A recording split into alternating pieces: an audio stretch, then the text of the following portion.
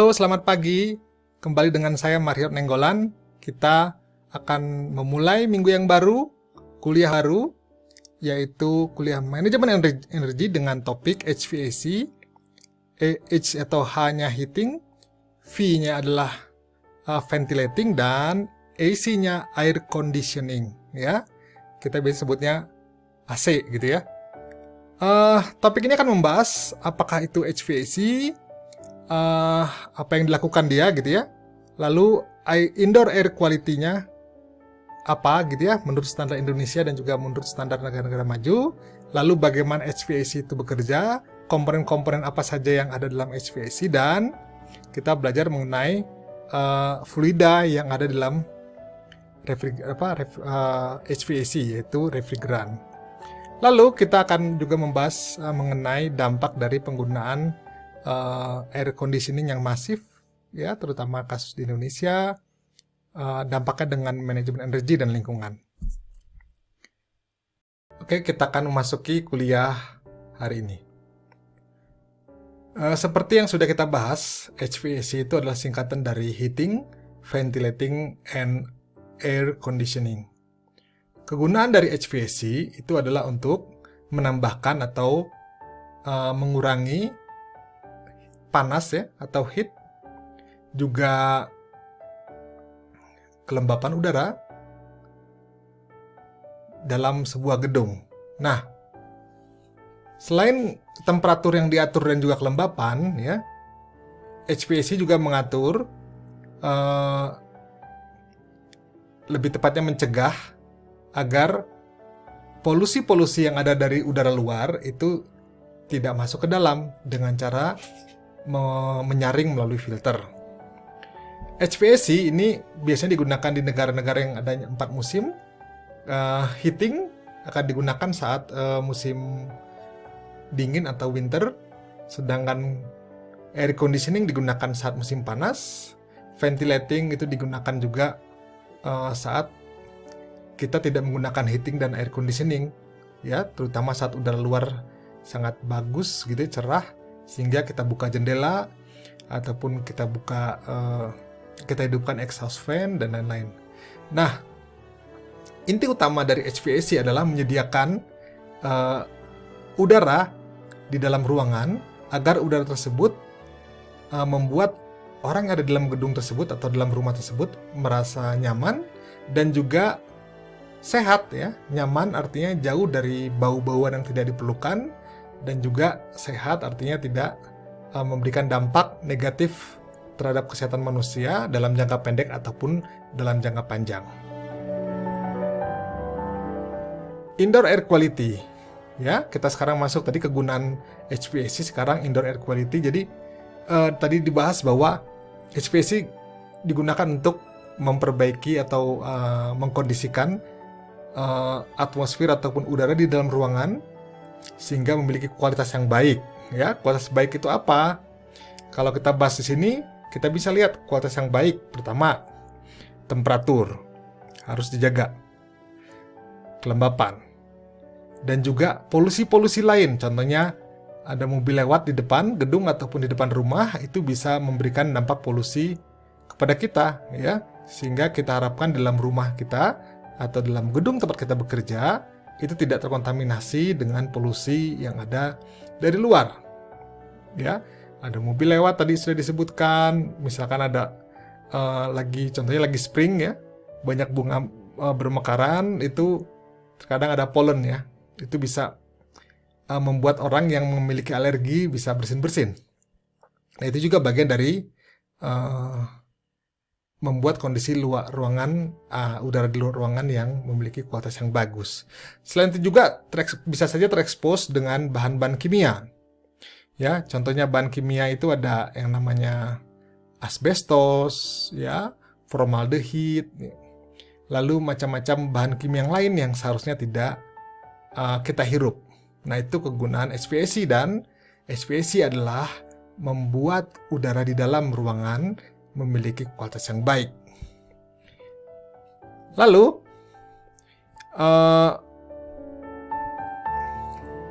kalau kita membahas ya, apa yang mengakibatkan kondisi udara di luar dalam ruangan yang buruk itu bisa aja macam-macam ya, macam-macam sumbernya. Bisa saja sumbernya itu dari dalam ruangan sendiri. Contohnya adalah misalkan ada bahan-bahan kimia di dalam ruangan, apakah itu di rumah, contohnya ada gas LPG, ataupun dalam gedung tempat bekerja, apakah ada bahan-bahan kimia yang tersimpan dalam ruangan, itu juga mengakibatkan kita tidak nyaman di dalam ruangan tersebut. Bisa juga kandungan barang-barang dalam rumah ya, contoh di dapur, tadi ada LPG, juga ada juga bahan-bahan makanan yang mungkin tidak semua orang bisa nyaman ya menghirupnya. Nah, itu adalah kondisi udara di dalam ruangan yang harus diatur oleh HVAC. Menurut standar di Indonesia ya, Menteri Kesehatan tahun 2011 nomor 177 dikatakan bahwa persyaratan fisik, ya, laju ventilasi yang pencahayaan ini sudah kita pelajari di minggu sebelumnya. Kelembapan laju ventilasi dan PM 2,5 dan PM 10 itu kita bahas satu persatu ya. Kelembapan 40 sampai 60. Nah, biasanya orang Indonesia berpikir bahwa temperatur itu penting, makanya dihidupkan AC biar cepat-cepat adem ya. Tapi ternyata kelembapan juga penting. Kalau terlalu lembab itu tidak baik. Ya. Membuat udara jadi di rumah atau di gedung jadi lembab. Kalau lembab, jamur akan muncul, sehingga jangan terlalu lembab. Terutama di daerah seperti Bandung itu sering ya kelembapan udaranya itu sampai 90-an ya, 90%-an. Nah, itu tidak bagus ya, sehingga lembab. Sehingga kelembapan juga harus dijaga. Juga laju ventilasi itu artinya bagaimana udara bertukar gitu ya. Itu harusnya juga bagus. Di sini dikatakan 0,15 sampai 0,25 meter per detik. Lalu partikel-partikel yang ada di udara, contohnya PM 2,5 ya, 2,5 mikron. Ini syaratnya adalah 35 ya, 35 mikrogram per meter kubik. Lalu yang PM 10 kurang daripada 70 mikrogram per meter kubik. Selain itu ada persyaratan biologi, jamur ya, harusnya juga dijaga ya, tidak boleh ada bakteri patogen, lalu kuman ya, kuman juga banyak ya.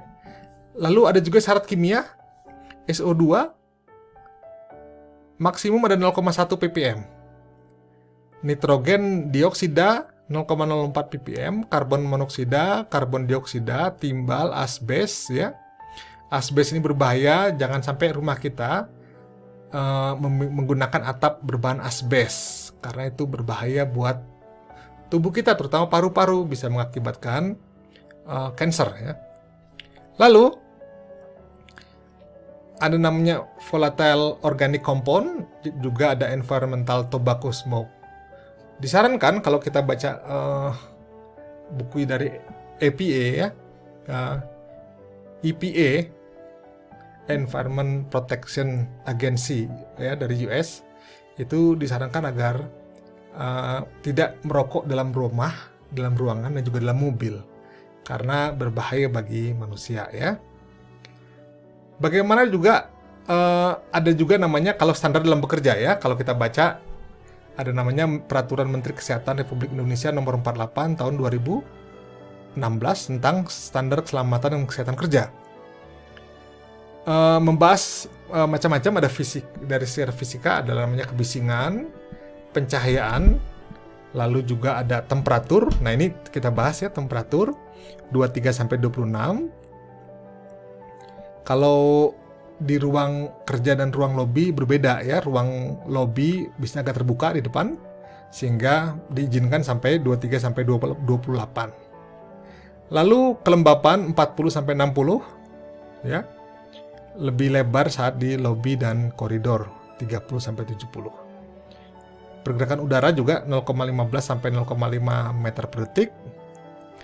Lalu ada juga kandungan oksigen, karbon monoksida, dan lain-lain yang harus dijaga, termasuk juga mikrobiologi.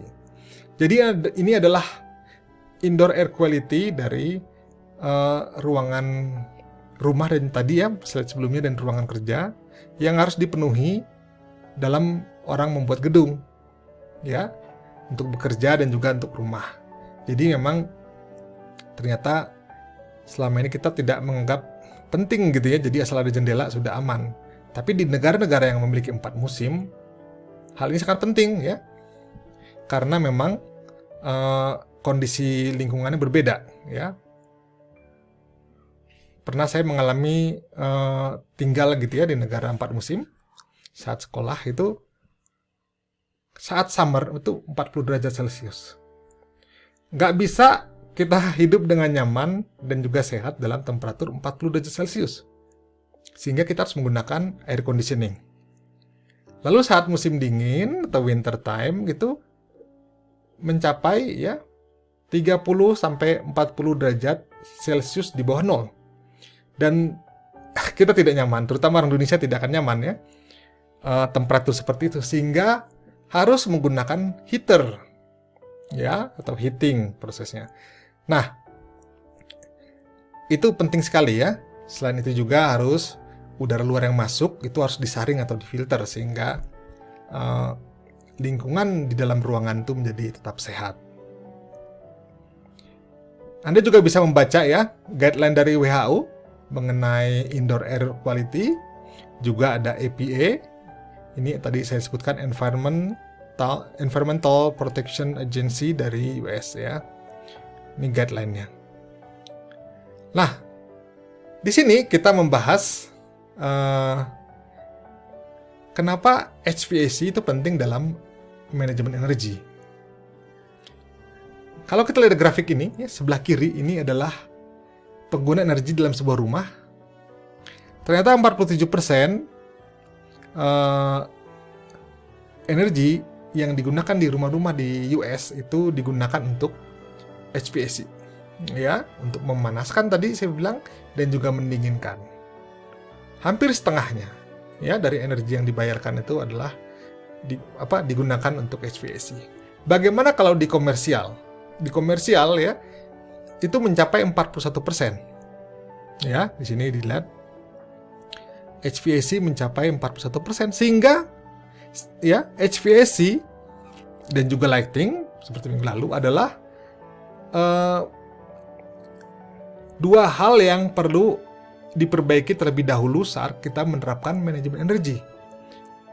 Ya, pertama kenapa? Karena dampaknya signifikan ya bagi angka dan juga bagi angka energi ya, maksudnya konsumsi energinya, dan juga bagi pengguna. Dari segi cahaya misalkan, cahayanya misalkan selama ini berlebih atau tidak efisien, itu juga bisa diperbaiki sehingga orang yang bekerja bisa bekerja dengan baik karena pencahayaan baik dan juga penghematan terjadi dalam perusahaan. Hal yang sama terjadi dalam HVAC. Ya, terkadang kita menyetel AC terlampau dingin di kantor-kantor ya, kantor-kantor besar, kadang di setel 25 derajat, padahal di saat yang sama 25 derajat itu perempuan biasanya tidak nyaman ya, karena memang cara berpakaian berbeda. Kalau laki-laki biasanya menggunakan jas gitu ya, jadi berlapis-lapis sehingga dia nyaman dalam kondisi AC yang 25 derajat Celcius. Sedangkan perempuan mungkin dari segi metabolisme dan juga dari segi pakaian itu biasanya tidak banyak berlapis-lapis dalam ruangan ya, sehingga lebih merasa kedinginan saat 25 derajat Celcius. Sehingga kenapa atau alangkah baiknya kalau temperatur dinaikkan ya, sehingga bisa nyaman ya, orang yang ada di dalamnya tidak kedinginan dan juga bisa menghemat energi ya. Jadi itu kenapa HVAC dan lighting kita bahas agar kedua hal ini bisa dibereskan pertama kali dalam sebuah perusahaan. Di slide ini kita juga melihat kondisi di Indonesia. Di Indonesia ya, dari segi air conditioning ya, kita nggak pakai heating ya, nggak pakai pemanas. kita pakainya AC. Kenapa? Karena daerah kita tropis, ya, panas ya, sepanjang tahun. Kalau mengeluh, wah dingin, musim dingin Pak, musim hujan. Musim hujan kita berapa gitu ya, di Bandung 19-18 derajat Celcius. Ya, dibandingin tadi tempat lain bisa minus 20, minus 40. Ya. Jadi kita sebenarnya 18 derajat itu masih nyaman, ya. Tapi mungkin karena kita takut, ya kita bisa pakai jaket dan lain-lain. Tapi pada prinsipnya musim panas kita pakai AC, ya. Bahkan hampir sepanjang tahun kita pakai AC, terutama di gedung-gedung. Bagaimana polanya AC, ya, yang warna coklat garis putus-putus ini? Lihat, saat tengah malam orang menggunakan AC cukup banyak. Kenapa? Ternyata banyak orang yang tidur pakai AC, ya, di Indonesia. Lalu polanya naik gitu ya, lalu turun. Pada saat pagi-pagi orang udah matiin AC-nya, mulai pergi, bapaknya pergi kerja, mungkin ibunya pergi kerja gitu ya, ataupun melakukan kegiatan lain, orang keluar rumah, anak-anak juga belajar ya keluar rumah, sehingga penggunaan AC turun. Lalu penggunaan AC naik lagi saat mulai jam 5, jam 6 sore, karena orang pulang dari kerja, pulang dari sekolah, pulang dari berkegiatan, lalu hidupin AC sampai rumah gitu ya, lalu kembali naik lagi. Jadi ternyata penggunaan AC di Indonesia itu cukup tinggi, ya. Bagaimana di komersil? Di komersil, contohnya di mall atau di kantor, penggunaan AC itu rendah saat tengah malam ya. Lalu naik jam 8 pagi, kenapa? Orang kantor mulai masuk ya. Naik gitu ya, tinggi sampai mulai turun di jam 5 sore ya. Jam 5 sore, jam 6 tuh udah mulai turun kembali. Jadi, pada prinsipnya ya, Indonesia menggunakan AC sangat masif, cukup masif ya. Kenapa? Ditunjukkan pada berita di Kontan contohnya ya, ada banyak berita menerangkan di kuartal 3 2020 penjualan AC semakin sejuk ya, ini linknya. Apakah kita termasuk negara yang paling banyak pakai AC? Enggak gitu, yang paling banyak pakai AC itu US, Jepang, China gitu ya. Tapi pertumbuhan kita semakin cepat, makin tinggi, sehingga kita masuk ke dalam top 11 negara yang akan menggunakan AC secara masif dalam 20 tahun ke depan. Ya. Ini kalau kita lihat di negara tetangga di Singapura, kalau Anda jalan-jalan ke daerah dekat Marina Bay, ada namanya Boat Quay ya. Ada Clarke Quay, ada Boat Quay ya. Kalau lihat dari depan ya bagus, cantik semua ya. Tapi kalau kamu lihat ke belakang, penuh AC ya. Kalau kamu lewat sini panas. Kenapa? Karena AC mengambil panas dari dalam ruangan lalu membuangnya keluar. Sehingga kalau kamu lewat sini, kamu merasa panas. Saya pernah ketemu salah satu profesor ya dari Stanford ya. Seingat saya Stanford gitu ya. Dia heran saat datang ke Bandung. Kenapa orang Bandung pakai AC? Udara di luar sangat bagus, sangat sejuk. Ya. Lalu dia bilang, kalau kamu pakai AC, ya selain kamu menghabiskan energi, kamu juga memanaskan Bandung. Kenapa? Sama seperti yang kasus di sini. Ya. Jadi waktu disebut memanaskan Bandung, kenapa ya? Karena panas dari dalam itu dibuang keluar. Plus mesin yang bergerak atau energi listrik yang digunakan untuk menggerakkan juga menghasilkan panas. Jadi kita mengademkan ruangan sambil memanaskan Bandung.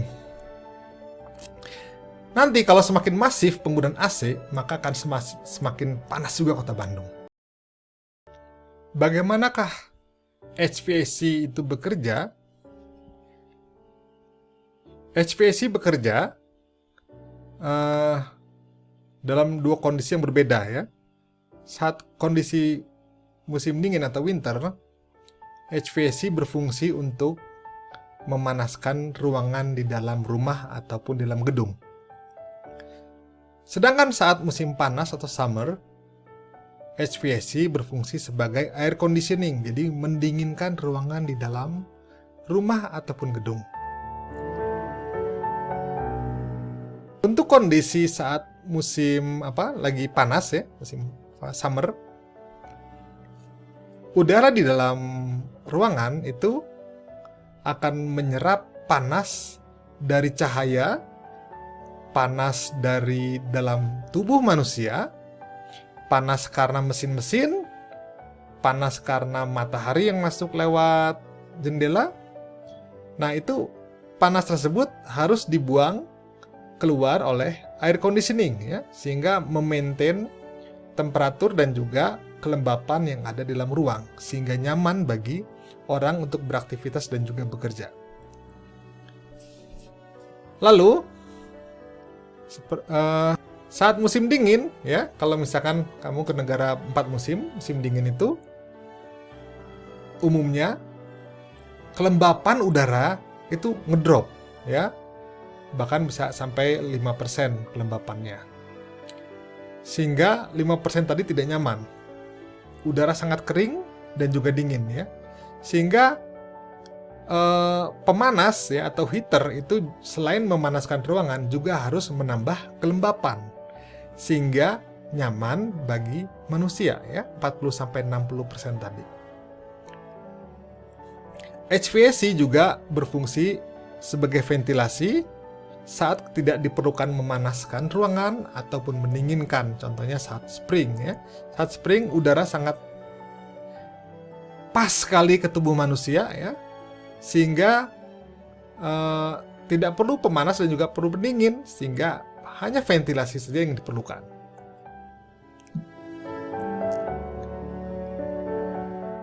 Untuk lebih detailnya, kita bisa lihat di sini. Saat musim panas ya, saat musim panas, AC, HVAC bekerja seperti ini ya. Dari kompresor ya, refrigeran itu dikompres, ditekan sehingga tekanan naik, lalu dialirkan ke bagian luar rumah ya, yang disebut juga dengan kondensor ya, kondenser. Jadi kalau AC, ingat ya, AC itu ada dua bagian yang di dalam rumah dan juga bagian yang ada di luar rumah. Nah, yang dimaksud di sini adalah bagian yang di luar rumah, sehingga panas yang tadi sudah diserap oleh refrigeran ya, itu bisa dibuang di luar ruangan ya. Ada blower sini atau fan, ditiup oleh udara luar sehingga panas yang tadi yang dibawa oleh refrigeran dari dalam ruangan itu bisa dibuang keluar. Sehingga kalau Anda melihat ya, atau biasa kalau Anda melewati ya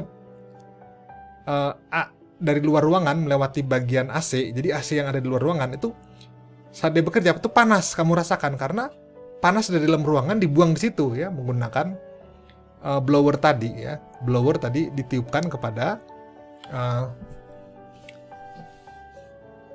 pipa-pipa yang berisi refrigeran yang kondisinya panas.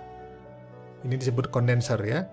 Lalu sudah cukup dingin, lanjutkan ke valve, lanjutkan terus masuk ke filter, lalu ke valve ini, expansion valve. Jadi tekanannya awalnya tinggi, lalu keluar melalui valve. Valve itu seperti lubang kecil gitu ya, lubang kecil, lalu dia menyembur keluar tapi masih dalam pipa, mengakibatkan tekanannya turun, low pressure. Saat temperatur turun, tekanan turun, temperatur juga turun ya. Lalu dia mengalir ke bagian dalam rumah yang kamu sering arahkan tombol remote itu ya. Nah, itu namanya evaporator. Jadi dalam evaporator tadi itu ada pipa-pipa yang berisi cairan refrigeran yang kondisinya sudah dingin sehingga ditiup oleh udara, oleh fan ya, sehingga udara sekitarnya dingin. Jadi apa yang terjadi di evaporator ini sebenarnya dia menangkap energi yang di dalam atau panas yang ada di dalam rumah. Lalu panas tersebut yang masuk ke dalam ya, itu dialirkan lagi masuk ke kompresor. Nah, dari kompresor tadi dibikin lagi kembali tekanannya naik ya, sehingga temperaturnya naik, lalu dibuang panasnya ke luar di kondenser dan seterusnya.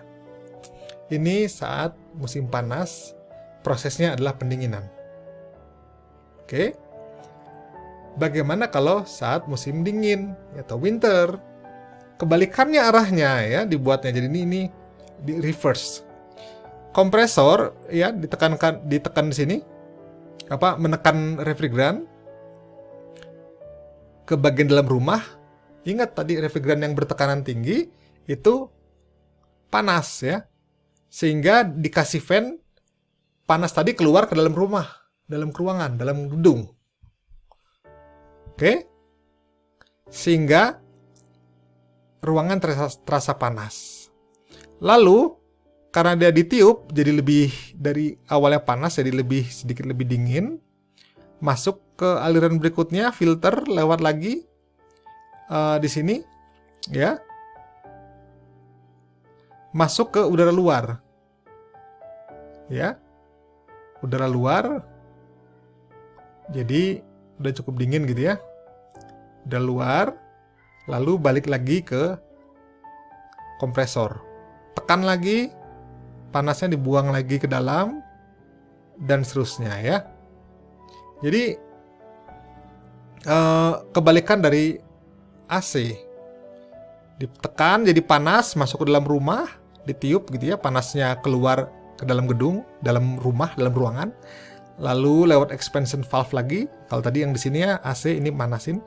Lalu dingin ditiup udara. Baru masuk lagi kompresor dan seterusnya. Ya.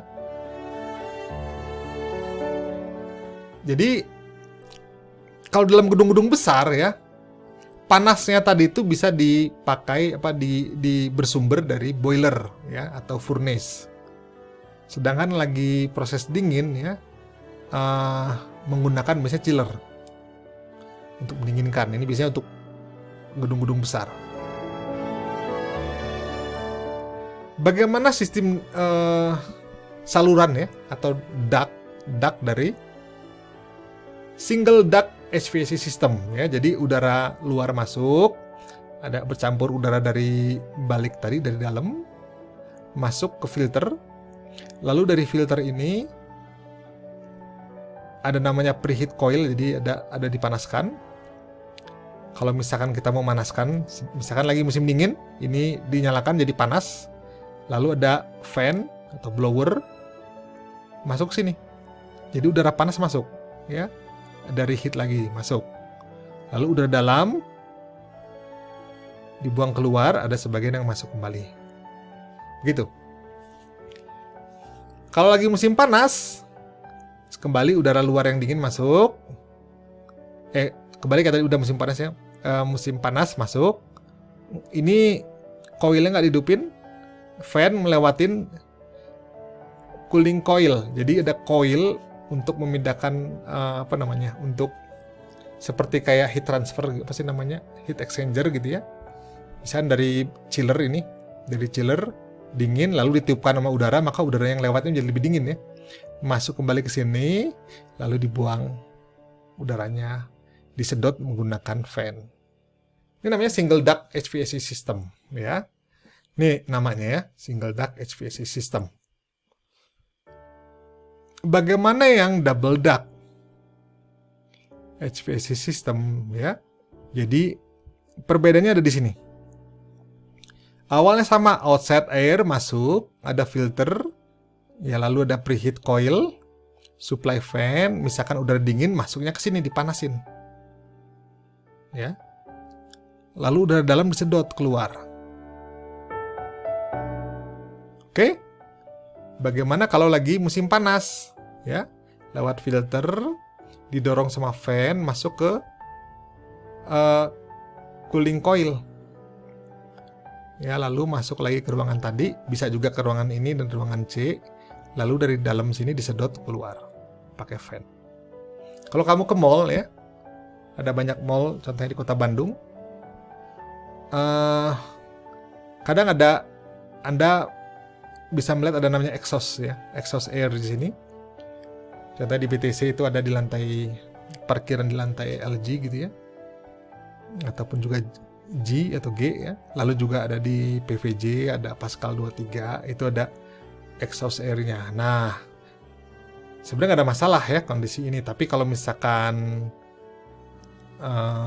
lagi musim pandemi seperti ini gitu ya, kita nggak tahu, siapa tahu ada di dalam ruangan nih orang yang kena COVID, ini sirkulasinya bisa keluar ya, hati-hati. Saya nggak bilang di situ di mall tersebut ada, tapi kalau ada gedung seperti itu ada potensi ya, hati-hati, jauh-jauh. Sebenarnya pakai masker juga ada oke ya. Kita masuk ke topik berikutnya, yaitu komponen-komponen dalam HVAC. Ada namanya pertama damper. Damper itu biasanya untuk buka atau tutup saluran yang ada di dalam duct. Duct itu yang seperti kayak pipa-pipa atau apa sih, saluran-saluran yang besar-besar seperti itu ya. Lalu ada juga yang disebut grill. Grill itu biasanya bagian tempat untuk udara itu masuk ya. Jadi udara masuk, biar nggak masuk semua serangga masuk atau hewan-hewan lain masuk gitu ya, itu dicegah menggunakan grill. Jadi sebelum masuk ke dalam duct. Setelah ini masuk ke dalam duct ya. Di dalam duct tuh ada damper, juga ada peralatan lain. Contohnya fan. Fan fungsinya untuk menggerakkan udara. Ya, menggerakkan udara agar sistem sirkulasi dalam HVAC bisa berjalan dengan baik. Lalu ada juga namanya heat exchanger atau coil tadi.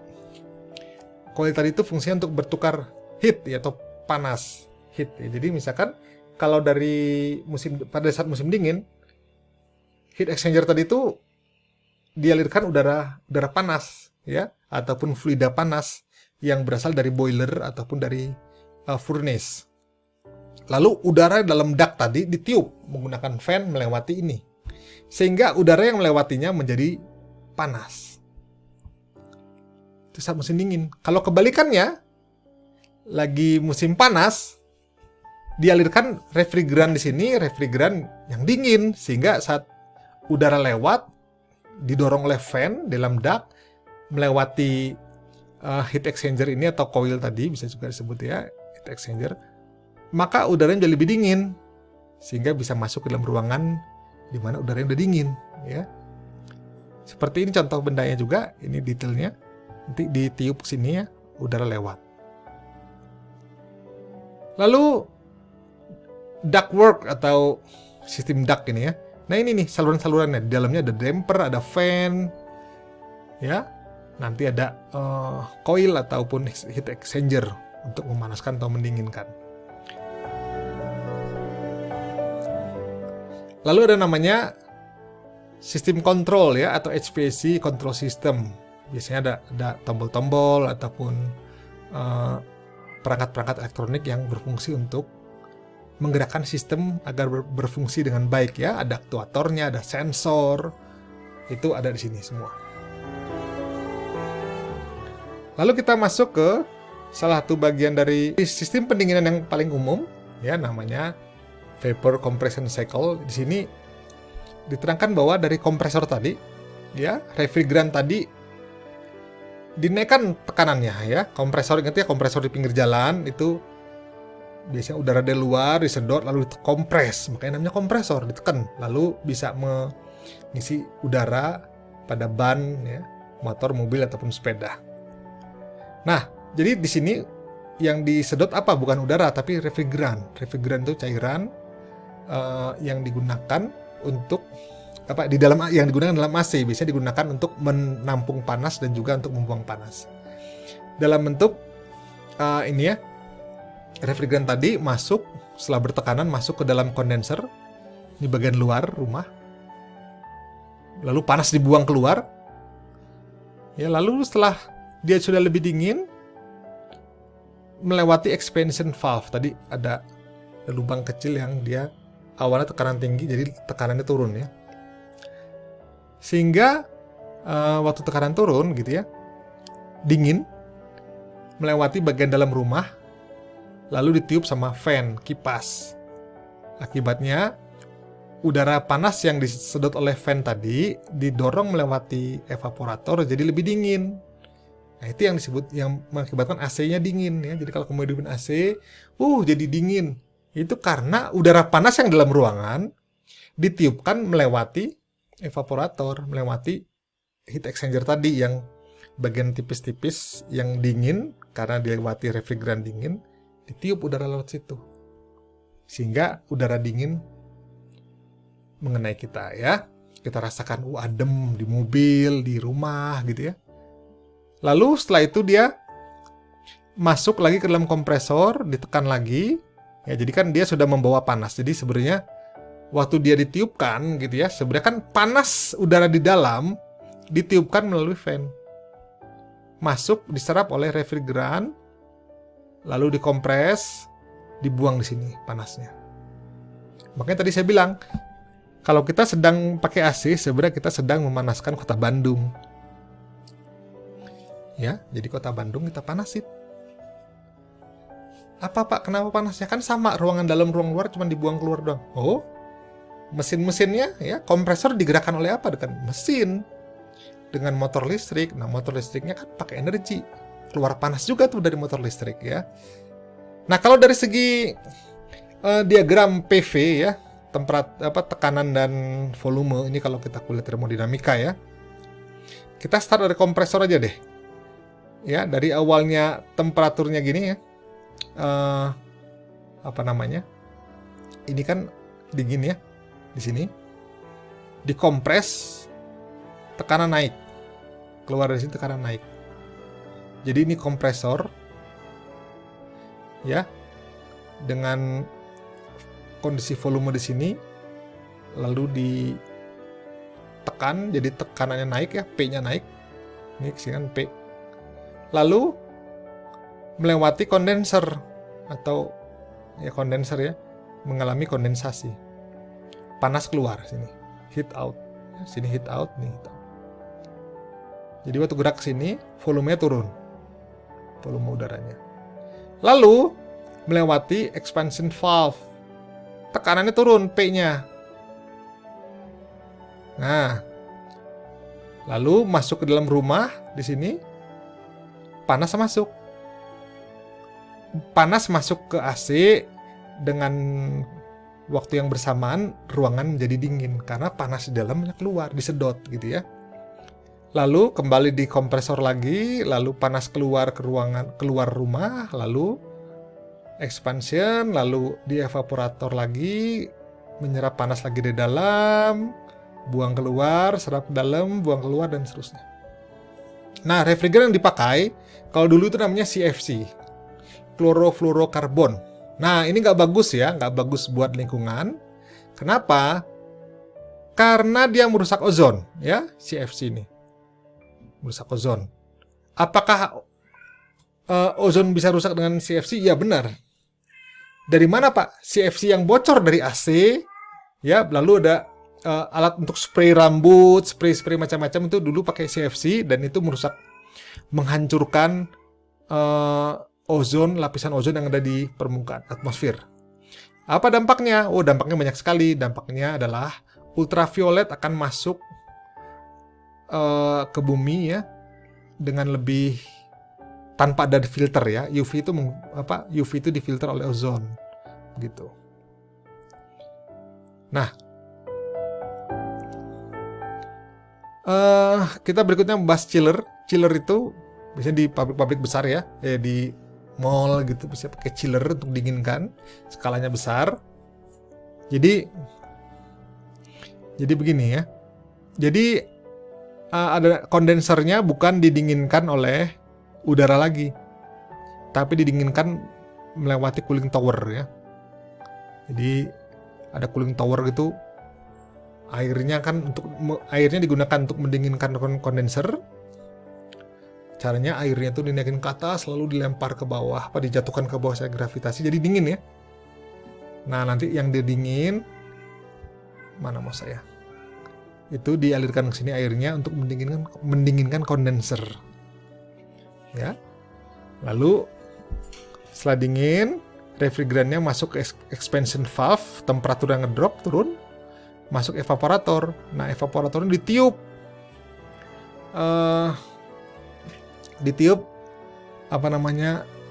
udara ke situ ya. Ini primary ada udara masuk gitu ya, ditiupkan misalnya dalam duct tadi, dalam sistem duct tadi, sehingga udara yang keluar dari duct menjadi lebih dingin. Ya, lalu refrigerannya masuk lagi kepada kompresor digerakkan oleh motor ya. Lalu ditekan jadi panas, panasnya ini dibuang di kondensor, bukan pakai udara tapi kembali lewati air ya. Air yang udah dingin tadi masuk, jadi panas dibuang ke atas, jatuh ke bawah dingin masuk lagi ke kondensor untuk didinginkan. Karena udah dinginkan terus panas ya, karena lewat kondensor jadi panas, dibuang lagi gravitasi seperti hujan gitu ya. Berikutnya begitu aja. Ini aliran air, ini aliran refrigeran. Yang ini aliran udara. Nah, ini tipikal dari chiller ya. Nah, kita membahas ke topik berikutnya, yaitu mengenai refrigeran ya, pengganti dari klorofluorokarbon. Misalkan ada klorofluorokarbon atau CFC lepas ke udara karena misalkan bocor ya, AC bocor gitu ya. Maka dia naik ke atas gitu ya, ke udara, lalu kena matahari atau UV. Nah, karena UV tadi, Cl dari CFC tadi atau klorofluorokarbon, karena ada kloro ya, fluoro ada F-nya, karbon, ini lepas Cl-nya. Cl tadi ketemu dengan ozon, naik ke atas ketemu lapisan ozon, maka Cl tadi akan mengikat oksigen, atom oksigen yang awalnya 3 oksigen diambil 1. Jadi ada ClO dan O2. Nah, saat kondisi ini ozon tadi hancur kan? Awalnya O3 jadi O2. Lalu ya, setelah ini ada Cl dan O, lalu ada O yang bebas, itu narik O dalam Cl. Jadi O2. Cl-nya bebas lagi, balik lagi nabrak atau ngambil yang dari O3. Akibatnya dampaknya itu multiplikasi ya. 1 liter CFC bisa menghabiskan berlipat-lipat kali ozon. Sehingga ozon mudah bolong ya di atas bumi. Ingat, ozon itu sebagai filter UV. Nih contohnya ya. Ada ozon yang bolong. Nah, filter UV. Nah, kalau filternya bolong, akibatnya UV dari matahari itu intensitasnya lebih tinggi di bumi ya, dirasakan oleh manusia, hewan, dan lain-lain. Misalkan kasus ini ya. Ini ada domba ya. Kambing atau domba ya. Domba di Argentina Selatan itu mengalami sunburn. Kulitnya kebakar ya kena matahari. Bayangin, domba itu kan tebel bulunya, tapi kalau misalkan intensitas UV-nya makin besar ya bisa mengalami sunburn, seperti kamu lagi main di pantai keasikan ya. Saya pernah tuh, seluruh badan tuh ngelotok ya karena sunburn. Lalu ke wajah ya, bagi orang-orang yang merawat wajahnya, perempuan ya yang sangat merawat wajahnya, itu wajahnya juga bisa punya masalah kalau misalkan UV-nya sangat tinggi. Ingat ya, UV itu panas. Orang bakar sate kadang nggak menyentuh apinya, tapi UV-nya nyentuh sehingga tetap aja panas ya. Bukannya perempuan, laki-laki juga yang merawat wajahnya juga bahaya. Kenapa? Karena kena matahari ya. Jadi berbahaya. Tanaman juga bisa kering. Lalu yang bahaya berikutnya adalah di laut ya. Laut itu bisa mengakibatkan hewan-hewan dan juga tumbuhan di laut yang mati. Kalau laut masalah, bisa masalah kemana-mana. Bagaimana pengganti dari CFC? Ya, semenjak 1 Januari 1996, CFC ini sudah di-ban, ya, tidak boleh diproduksi lagi. Walaupun masih ada produk-produk yang dipakai, tapi sekarang sih sudah nggak ada lah ya. Nah, jadi orang sedang mencari pengganti dari CFC. Ada ya R134A atau R410A. Ini refrigerant juga. Tuh sudah cukup bagus, tapi nggak sebagus CFC yang orang bilang banyak, nggak sebagus CFC ya. Tapi ya sudah, tidak sebagus dalam mendinginkan gitu ya, menyerap panas dan membuang panas, tapi ya sudah, daripada merusak ozon ya sudah, nggak apa-apa dipakai ya. Ada juga amoniak ya, dipakai juga untuk sebagai refrigeran. Kira-kira begitu kuliah hari ini. Terima kasih ya atas perhatiannya. Sampai jumpa. Saya Marit Nenggolan.